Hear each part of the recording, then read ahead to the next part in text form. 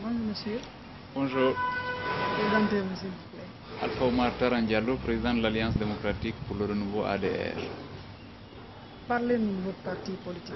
Bien, c'est un jeune parti politique qui a été créé il y a juste 2 années. Nous sommes en train actuellement de passer à la phase d'implantation. Nous avons le siège au niveau de Simbayagar, dans la commune de Ratoma. Et quelle est votre vision politique? Bien, nous voulons faire la politique autrement, un parti qui prône le leadership multiple à l'intérieur, que ce ne soit pas un seul individu qui dirige le parti, mais que ce soit plutôt une équipe et avec un projet bien ficelé pour le bonheur de la Guinée. Qu'est-ce qui vous a poussé à former un parti politique? Bien, la première des choses, c'est que nous n'étions pas d'accord avec la manière dont le pays est géré. Au lieu de rester dans les salons et se mettre à critiquer et dire que voilà ce qui n'est pas bon, voilà ce qui aurait pu être bon, on a préféré entrer en action pour que nous puissions nous aussi participer et montrer ce dont on est capable pour le bonheur de nos populations. Alors aujourd'hui, il y a beaucoup de tendances dans notre pays. Je parle bien des partis politiques. Il y en a qui se retrouvent au sein de la mouvance, d'autres au sein de l'opposition, avec l'opposition républicaine, d'autres avec la convergence de l'opposition. Auquel de ces camps-là vous appartenez? Bien, actuellement, nous sommes partie prenante de l'opposition républicaine. Nous sommes signataires de la charte de l'opposition républicaine et nous participons aux travaux de cette entité de l'opposition en Guinée. Alors, comme je le disais, il y a beaucoup de factions de l'opposition. Pourquoi le choix de cette opposition républicaine-là? Eh bien, écoutez, vous savez, la charte des partis politiques, elle est très claire. Soit vous êtes de la mouvance ou bien vous êtes de l'opposition. Et puisque nous avons trouvé qu'au sein de l'opposition républicaine, il y a des partis politiques qui font un travail qui nous a convaincus à un certain niveau, nous avons décidé de nous mettre avec eux en synergie pour qu'on puisse nous battre ensemble pour amener le changement en Guinée. Juste qu'il y a une tendance centriste qui se dégage dans le pays aussi. Il y a beaucoup de formations politiques qui aujourd'hui se réclament du centre. Oui, mais malheureusement, la loi elle est très claire. La charte des partis politiques met 2 camps en Guinée. C'est ceux qui sont de la mouvance, donc les partis qui soutiennent l'action gouvernementale ou qui prennent part au gouvernement constituent la mouvance, et les partis qui ne sont pas de la mouvance sont considérés comme des partis de l'opposition. Puisqu'il n'y a que ces 2 tendances-là, mieux vaut appliquer la loi telle qu'elle est et jusqu'à ce qu'on la change pour créer cette possibilité. Justement, aujourd'hui, est-ce qu'il ne faut pas cette innovation-là pour permettre l'émergence d'autres idées qui ne soient pas balkanisées autour de la mouvance ou de l'opposition? Bon, écoutez, vous savez, les pays fonctionnent chacun en ce qui le concerne tel qu'il le pense. Mais nous, comme vous l'avez dit, il est possible qu'on tienne compte de l'idéologie. Puisque au niveau des partis politiques, il y a l'idéologie libérale, le libéralisme, donc il y a le centrisme et il y a les partis de gauche, on pourrait bien permettre à chaque entité d'exprimer son idéologie, donc se positionner en fonction de son idéologie, soit centrisme ou de gauche ou de droite. Cela, je pense que ce ne serait que très intéressant, ça pourrait améliorer le débat politique. On évolue, vous appartenez à l'opposition républicaine, on sait que cette opposition républicaine, elle est contre tout ce qui est aujourd'hui une modification de la Constitution, une nouvelle Constitution, ou un référendum qui permettrait aujourd'hui à Alpha Condé, entre guillemets, d'obtenir un 3e mandat ou de se représenter par après. Est-ce que vous appartenez au FNDC parce que vous êtes dans un ensemble qui appartient à l'opposition républicaine au FNDC? Oui, tout à fait, mais nous ne sommes pas les seuls. D'ailleurs, tous les partis membres de l'opposition républicaine sont signataires de la charte du FNDC. Et il y a d'autres partis qui n'appartiennent pas à l'opposition républicaine qui sont signataires. Il y a la société civile, il y a les syndicats, il y a tous les acteurs sociopolitiques de notre pays qui sont épris de justice et de démocratie, qui se battent pour le respect de notre constitution. Vous savez, le problème qu'on a au niveau de notre pays, c'est que souvent, on a tendance à adapter les lois en fonction de nos intérêts personnels, alors que la loi devrait être impersonnelle. On devait tous se battre pour le respect de la loi. Si elle n'est pas bonne, on la respecte jusqu'à ce qu'on l'améliore, mais on ne peut pas vivre sans respecter la loi. Donc nous, notre combat, d'ailleurs, c'est ce qui a motivé la création du parti, c'est qu'on se batte pour que les textes de loi qui régissent le fonctionnement de notre République soient respectés à la lettre et que chacun puisse jouir de ses droits prescrits par la Constitution et les lois de la République. Donc, s'il y a modification de cette Constitution-là, ou s'il y a changement de Constitution, c'est qu'il va y avoir un nouveau mandat. Le président de la République, d'ailleurs, l'a dit. Il a dit devant les médias sénégalais que s'il y a référendum, c'est qu'il y a troisième mandat forcément. Or, même la Charte africaine des droits de l'homme et les lois de la CEDEAO, le règlement de la CEDEAO, interdisent au pays de modifier les constitutions 6 mois avant les élections. Et vous voyez bien que nous sommes à quelques mois des élections législatives et présidentielles. S'il y a modification, c'est que forcément c'est dans l'intérêt d'un individu et non dans l'intérêt de la population guinéenne. Donc voilà pourquoi nous sommes contre cette modification-là. Alors, qu'est-ce qui pourrait aujourd'hui légitimer ce que vous êtes en train de défendre, le fait qu'on interdit à Alpha Condé peut-être d'aller à un référendum? Parce que c'est le chef de l'État, c'est seulement lui qui peut organiser un référendum. Oui, mais la loi peut lui permettre. Mais quand vous regardez, vous trouverez qu'il n'y a pas de légitimité. Parce que c'est justement pour un intérêt personnel qu'il le ferait. Ce n'est pas pour l'intérêt de la nation. S'il voulait le faire... J'ai vu un document qui semble être cette nouvelle constitution-là sur certains sites. Je l'ai lu. J'ai trouvé que ce n'est pas quelque chose de très sérieux. Il y a plein de fautes là-dedans, il y a plein de répétitions. C'est l'ancienne constitution là où on a juste greffé quelque chose qu'ils ont appelé le Conseil d'État, juste pour permettre à quelqu'un de se représenter. Alors que si on veut amender la constitution que nous avons, cela est possible, mais en ne touchant pas les parties intangibles que sont la limitation et le nombre et la durée des mandats. On aurait pu laisser ça et chercher à améliorer ce qu'on estime être faible là-dedans. Ça nous permet de mieux vivre en harmonie au niveau de notre pays.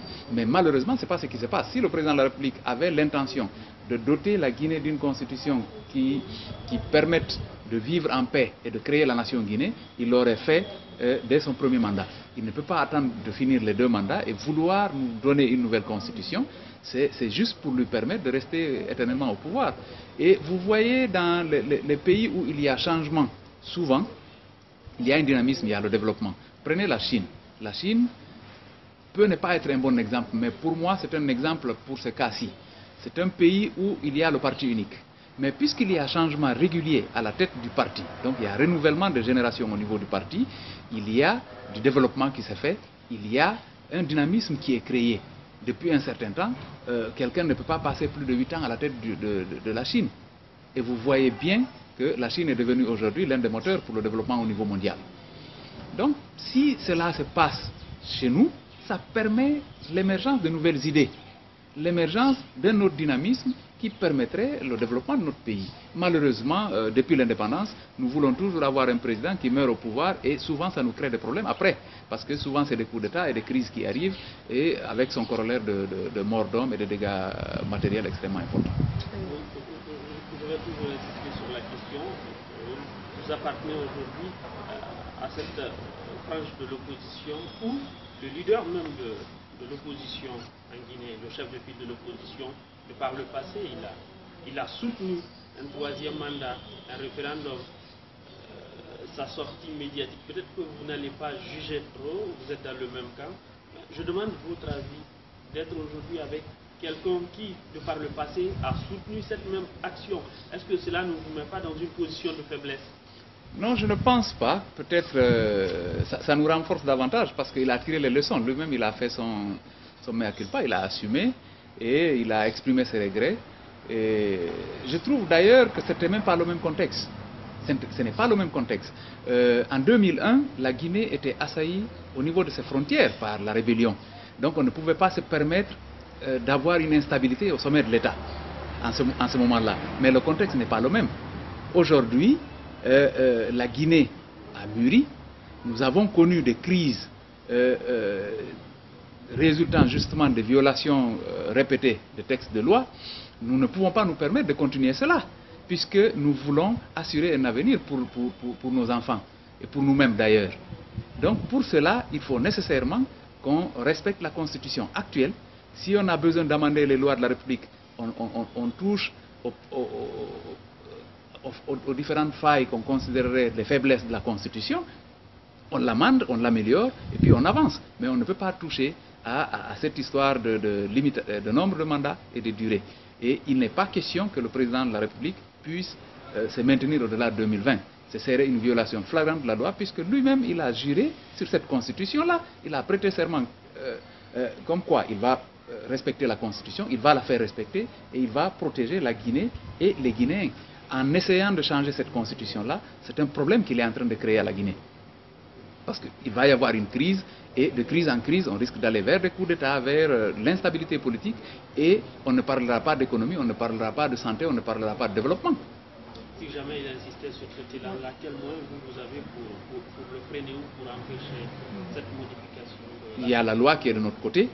Deuxièmement, le peuple n'acceptera pas, parce que vous voyez déjà les réactions au niveau de différentes préfectures du pays. Partout, ils ont essayé d'annoncer cette histoire de troisième mandat. Vous avez vu la révolte populaire que cela a suscité. Et dire que ça c'est spontané, imaginez quand c'est quelque chose d'organisé qui va se passer. Il va y avoir un soulèvement populaire, et ce qui s'est passé au Soudan ou en Algérie risque d'être des exemples qui seront suivis par le peuple guinéen. Vous pensez que l'armée va soutenir? Bien, écoutez, notre armée, elle est l'émanation du peuple, elle est républicaine, à ce que je sache. Et puisque la Constitution, elle est claire, et je pense que les chefs militaires aussi maîtrisent notre Constitution, ils se mettront du côté du peuple, forcément. On ne va pas défendre un individu et laisser la population. Et revenons sur les chefs de quartier. Est-ce que le problème de la Constitution n'a pas fait oublier à l'opposition le problème des chefs de quartier ou des conseils régionaux? Bon, c'est possible, mais je ne crois pas. Vous savez, dans la vie, il faut avoir des priorités. Et cette histoire de mise en place de conseils de quartier, de conseils de district et de conseils régionaux, bien entendu, c'est du domaine de l'application de la loi électorale et de la Constitution. Mais quand la République elle est menacée, nous devons tous nous lever pour défendre la République. Puisqu'à partir du moment où il n'y a pas de République, on ne peut plus parler de quartier, on ne peut pas parler de district. Ça, pour moi, à mon avis, c'est des intérêts partisans et des intérêts au niveau des partis politiques. Ça ne concerne pas toute la nation guinéenne, alors que la Constitution concerne tout le peuple de Guinée en ses forces vives et en toute sa composition. Donc voilà pourquoi nous privilégions actuellement le combat pour la défense de la Constitution, puisque c'est c'est ce combat-là qui constitue la défense de la République. Et il faut nécessairement que notre République survive à cette turbulence-là. Et s'il arrivait à renoncer, et qu'on parlait des élections, il faut forcément parler des chefs de quartier parce que c'est à eux de gérer les élections à la base. Oui, tout à fait. Donc, depuis combien de temps? Bien, écoutez, tout ça démontre que le gouvernement que nous avons n'est pas soucieux du bonheur du peuple guinéen. Parce que qui parle de développement parle de collectivité locale. Le développement, c'est à la base. L'assainissement, c'est à la base. Tout ce que nous vivons comme désagrément actuellement, c'est le dysfonctionnement au niveau de nos collectivités décentralisées. Et ceux-là qui sont chargés de mettre en œuvre les résultats de ces élections-là, ce sont eux-mêmes qui ont mis le pied dessus, qui empêchent que les citoyens jouissent de leurs droits. Parce qu'ils ont fait, ils sont exprimés à travers les urnes. Ils ont désigné des chefs de quartier, des chefs de district qui devaient être installés. Et le gouvernement refuse cela. La population guinéenne devait rappeler à ce gouvernement-là son rôle et le travail qui devait être le sien, au lieu de nous bloquer et freiner notre développement. L'organisation des élections législatives, la CENI était en retraite à Kindia récemment. Elle avait annoncé bien avant de partir qu'elle pourrait organiser les élections à la fin de l'année, en décembre 2019. Aujourd'hui, le budget n'est pas dégagé. la CENI n'est pas rentrée en possession de tout ce qu'il faut pour organiser ces élections-là et aucune date n'a été proposée pour le moment. Votre réaction? Bien, écoutez, moi, nous, à notre niveau, nous pensons que c'est un glissement électoral qui est en train d'être orchestré. Puisque le président se rend compte que la population va s'opposer à cette histoire de troisième mandat, donc il va s'octroyer le troisième mandat juste en faisant un petit glissement électoral du calendrier. La CENI nous a dit qu'en 235 jours, ils peuvent organiser les élections, mais il y a des conditions, il y a des préalables qui sont prédéfinis. Et ces préalables-là, aucun de ces préalables n'est encore satisfait. Il y a l'audit du fichier qui a été effectué, il y a des recommandations, et ces recommandations ne sont pas appliquées. Il y a la logistique à pourvoir, il y a tout le budget à dégager.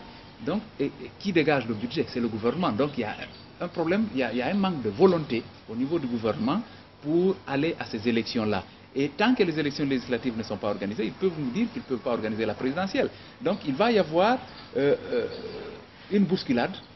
Le calendrier va être bousculé et au fur et à mesure, le président va rester en place juste pour pouvoir gagner du temps et continuer à jouir de façon illicite des biens du pays. Puisque vous voyez tout ce qu'il y a comme problème de détournement que nous apprenons.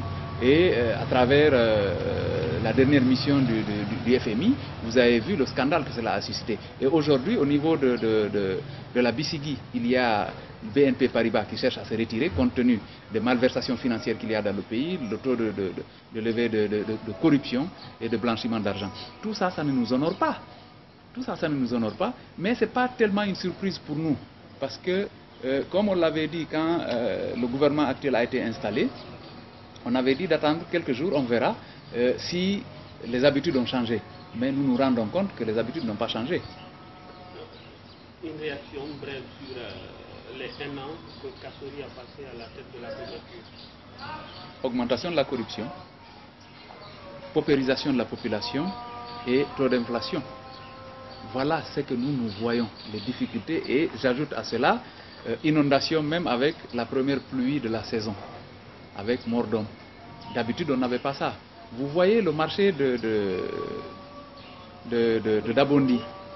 Quand on le construisait, on avait eu des réactions. On avait dit que ce n'était pas bien pour la Guinée, pour Conakry, qu'on construise ce marché-là là-bas. Vous savez, c'est un lac qui était là. Et ce lac-là constituait le bassin versant le versant sud de la dorsale de Conakry. Et toutes les eaux qui quittaient la zone de Dar es Salaam, Dabondi, Concasseur, se déversaient là avant de rejoindre la mer. Aujourd'hui, là-bas est occupé, donc ces eaux-là se retrouvent dans les concessions et ça entraîne des morts. Voilà le problème. Et ce marché ne sert à rien du tout, puisqu'il n'est presque pas fonctionnel, ça ne rapporte rien à l'économie guinéenne, sinon que mort d'homme et désolation. Une dernière question, Adam, c'est concernant ce déguerpissement des domaines de l'État. Ça a commencé par IP2, Kaporora IP2, IMES. Aujourd'hui, c'est Dar Salam qui est concerné. Comment vous avez vu cette façon de faire du gouvernement qui, à la base, n'a pas dédommagé les citoyens avant de les faire quitter les domiciles qu'ils occupent? Même si on les dédommageait, la période n'est pas indiquée pour un État responsable et soucieux du bonheur de sa population et du bien-être de ses citoyens d'organiser des déguerpissements en ce moment-là. On est en début de saison de pluie, on est en plein mois de Ramadan et la majorité de population, c'est des populations musulmanes. Et on est vers la fin de l'année scolaire, donc période des examens de fin d'année. Vous avez vu, ils n'ont pas tenu compte de tous ces facteurs-là. À Kapororaï, beaucoup d'enfants se retrouvaient dans la rue et au chômage, ils ont perdu l'année scolaire. Ils réitèrent la même chose. Et souvent, c'est de l'affairisme. On ne les déguerpit pas pour que l'État récupère les choses, les domaines et les mettre en œuvre. La plupart, vous êtes en train de vous rendre compte que c'est à des entreprises privées. Ce qui n'est pas normal. Ce qui n'est pas normal. Même si on dédommage les citoyens, il y a des périodes pendant lesquelles on ne peut pas dégager quelqu'un d'un domicile. Moi, je voulais savoir, si la mouvance vous coptait, pensez-vous Je n'ai pas compris. Nous copter. le RPG arrivait à vous contacter, vous voulez que vous fassiez partie de leur camp, est-ce que vous serez disponible? Écoutez, si cela a été prévu, on l'aurait fait il y a longtemps, puisque pendant les élections communales passées, il y a eu des contacts qui se sont noués, notamment à Fria. Quand ils ont vu que nous sommes arrivés 3e à Fria, on était le faiseur de roi. Le nombre de conseillers qu'on avait permettait soit à l'UFDG ou au RPG, quiconque s'alliait à nous, de prendre la mairie de Fria, ce qui n'a pas été accepté par nous. Donc nous, d'abord nous sommes d'obédience libérale, le RPG est socialo-communiste, nous n'avons pas les mêmes visions, nous n'avons pas les mêmes convictions et je ne pense pas que nous puissions être dans le même camp politique. Merci, M. Diallo. C'est moi qui vous remercie.